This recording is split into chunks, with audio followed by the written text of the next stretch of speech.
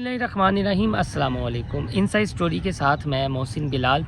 आज के वीला का मौजू है सैलाब की तबाहकारियाँ, हमारे मौजूदा हुक्मरानों की बेहिसी, NGOs की मुजरमाना इस पर खामोशी और हमारी जितनी सियासी जमातें हैं उनके कारकुनान की चशमपोशी। इसके साथ साथ इस वीलाग में सबसे अहम नुक्ता जो डिस्कस करना है वो है हमारी मजहबी जमातों के रज़ाकार, चाहे वो लब्बैक हो, अल खिदमत हो, जो जमात इस्लामी की ज़ेली तंजीम है। सिर्फ ये दो जमातें हमें नज़र आ रही हैं सैलाब मुतासरीन की इमदाद करते हुए। तो आपसे पहले वही दरख्वास्त कि अगर अभी तक आपने मेरा चैनल इनसाइड स्टोरी सब्सक्राइब नहीं किया तो इसे सब्सक्राइब कर लें और याद से बेल आइकन का बटन भी दबा लें।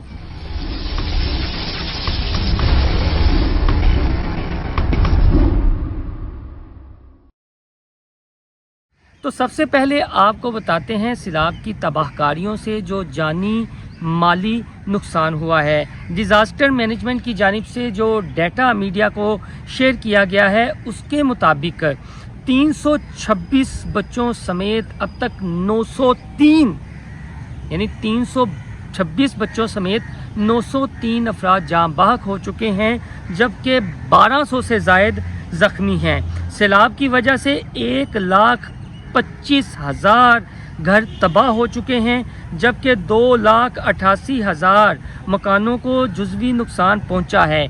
3,000 किलोमीटर सड़कें तबाह हो गई हैं।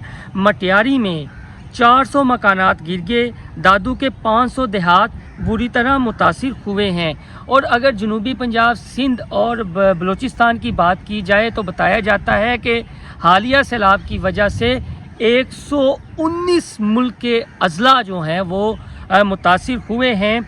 और जब इतनी बड़ी आफत आ रही थी, कुछ जो माहिर माहौलियात हैं उन्होंने इस चीज़ की प्रिडिक्शंस भी की थी। ताहिर मलिक साहब बड़े ही सीनियर सहाफ़ी हैं।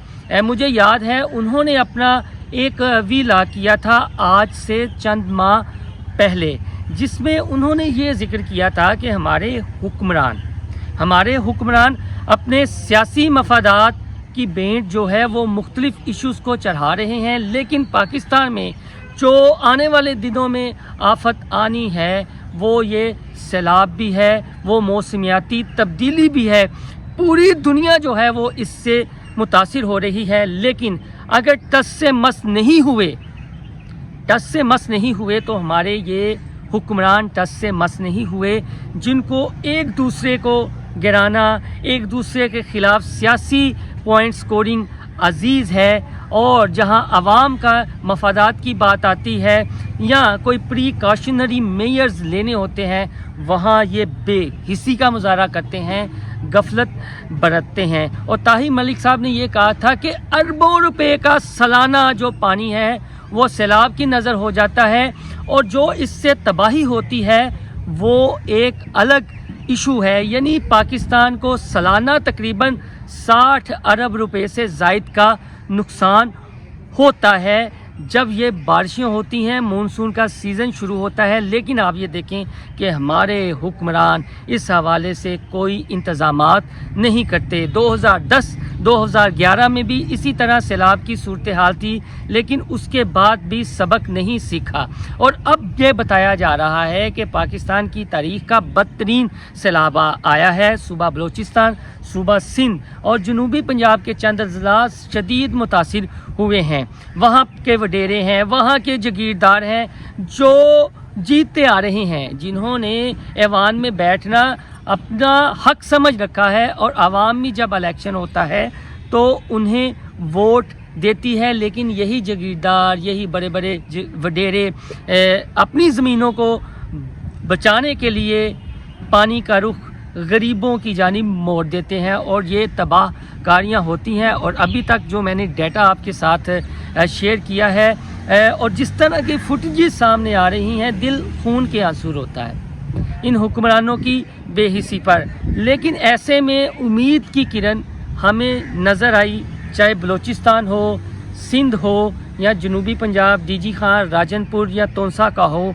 वो उम्मीद की एक किरण थी, वो थी तहरीक लब्बैक पाकिस्तान के رضاکار اور اس کے علاوہ جماعت اسلامی کی الخدمت فاؤنڈیشن کے رضاکار یہ ہمیں میدان عمل میں نظر آئے، امدادی سرگرمیوں میں مصروف ہیں، یہی جو ہے لوگوں کی ہیلپ آؤٹ کر رہے ہیں۔ حتیٰ کہ ہم نے کچھ ایسی فوٹیجز الخدمت کی اور لبیک کی دیکھی کہ ان کے رضاکاروں نے پہلے ہی مختلف شہروں میں کیمپ لگا دیے تھے، اور اب دور دراز علاقوں میں جہاں تک حکومتی مشینری نہیں پہنچ پائی وہاں پر لبیک اور الخدمت کے رضاکار پہنچے ہیں اور امدادی سرگرمیوں میں مصروف ہیں، وہاں پر راشن دے رہے ہیں، وہاں پر انہوں نے ٹینٹ لگائے ہوئے ہیں۔ اور سراج الحق امیر جماعت اسلامی سب سے پہلے توسا پہنچے تھے، اور اب اس کے بعد جو ہے ایک اور مذہبی جماعت کے جو رہنما ہیں، جو امیر ہیں، حافظ سعد حسین رضوی، صرف وہ توسا پہنچے ہیں امدادی سرگرمیوں کا جائزہ لینے، متاثرین کے ساتھ اظہار یکجہتی کے لیے، ان کے شانہ بشانہ، ان کے حوصلہ بڑھانے کے لیے، ان کے دکھوں کا مداوع کرنے کے لیے، یعنی سراج الحق اور حافظ سعد حسین رضوی میدان عمل میں ہیں اپنے کارکنان کے ساتھ، اپنے رضاکاروں کے ساتھ، اور ان کے ہی امدادی کیمپ بھی نظر آ رہے ہیں۔ اس کے ساتھ ساتھ جیسا خواجہ نصیر صاحب نے ہمارے ساتھ گفتگو میں کہا کہ پاک آرمی کو فیشن بنا لیا گیا ہے تنقید کا نشانہ بنانا اسٹیبلشمنٹ کو، لیکن جب بھی اس طرح کی آفت آتی ہے تو پاک آرمی کے جوان اپنی جانوں کی پرواہ کیے بغیر میدان عمل میں ہوتے ہیں، مدد کے لیے، امدادی سرگرمیوں کے لیے۔ وہ بھی وہاں تک پہنچتے ہیں جہاں سول انتظامیہ کی مشینری نہیں پہنچ پاتی، وہاں پر پاک آرمی کے جوان پہنچتے ہیں۔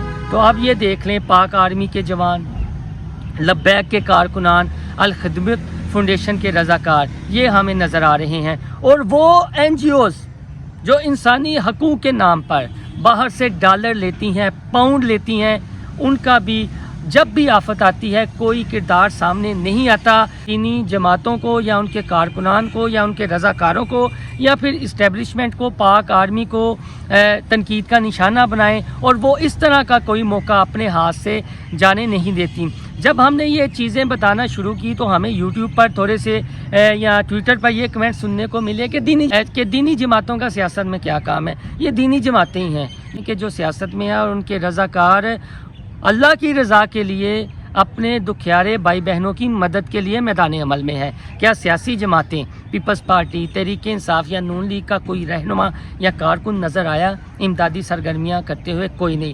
اوپر سے ہمارے موجودہ حکمرانوں کی ایک اور بیس ہی آپ یہ دیکھیں کہ قوم سے اپیل کر رہے ہیں کہ سیلاب زدگان کے لیے، متاثرین کے لیے زیادہ سے زیادہ فنڈ دیں، چندے دیں۔ ان کو یہ باتیں کرتے ہوئے ذرا بھی لجا محسوس نہیں ہوتی؟